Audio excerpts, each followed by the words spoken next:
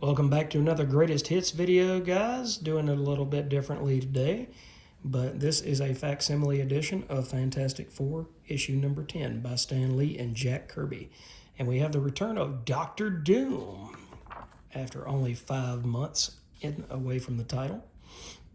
So you start out by Reed and family doing kooky things, and then they see a flare come up and they're trapped in their own laboratory. And eventually they get out, and it comes to where they see Alicia Masters, and what she's created is a bunch of these figurines of the villains that they had fought so far in their career. Which, you know, if you think about it, that is kind of cool that you've already got 1, 2, 3, 4, 5 out of 10 issues. You've got some really classic characters like Namor and Doctor Doom, and even the Mole Man, who have stood the test of time. Then you get the fourth wall being broken with Stan and Jack working on stories, and here comes Doctor Doom straight into the story. They're like, I wish we could use that dude, but we sent him off into the sky, into the space. And the majority of this story is that Dr. Doom creates a machine where he can swap places with Reed Richards. And he said, you know, I'm going to trap you in this armor, and nobody's going to know who you are, but I can go and infiltrate the Fantastic Four and kill them without them even knowing what's going on. So it is a real classic because, you know, you kind of see it coming with a villain like Doom. You didn't see it coming with Spider-Man when Otto Octavius did it, but that was 35 years later, or even longer than that. That was what, 40, 45 years into the character's existence that you got them swapping places. So this was really a novel idea at the time, although, like I said, with a character as smart and intelligent as Doctor Doom, you would kind of expect him to come up with things like that.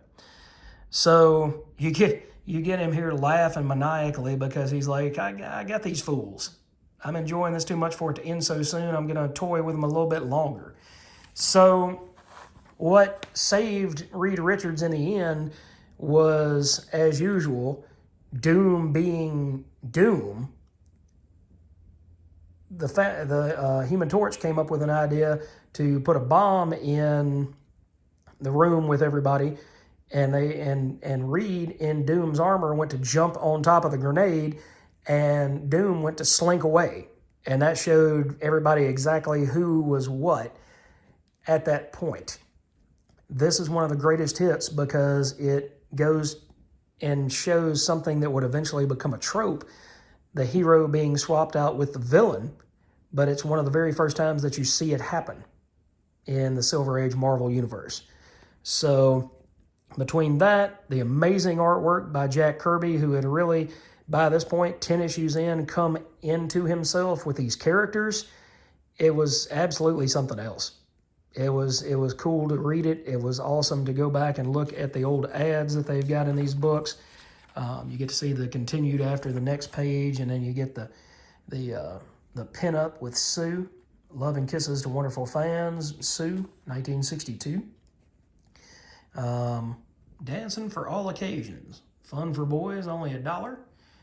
Learn hypnotism, home experiments in electricity, mechanical drawing, learn to draw an owl, party games, all these cool things here that you just, like I said, you need to have ads like this, okay? I don't know that I want to buy a Tiki God for 59 cents, but you need other ads other than just house ads. You need stuff like Grit. You know, kids used to sell Grit magazine all the time, or newspaper or whatever it was. And, you know, and then here you can get a free live pet that will, you know, cause your family all sorts of grief and chaos in the home. Learn how to ride the Perry wheel bicycle. You got some kissing dolls.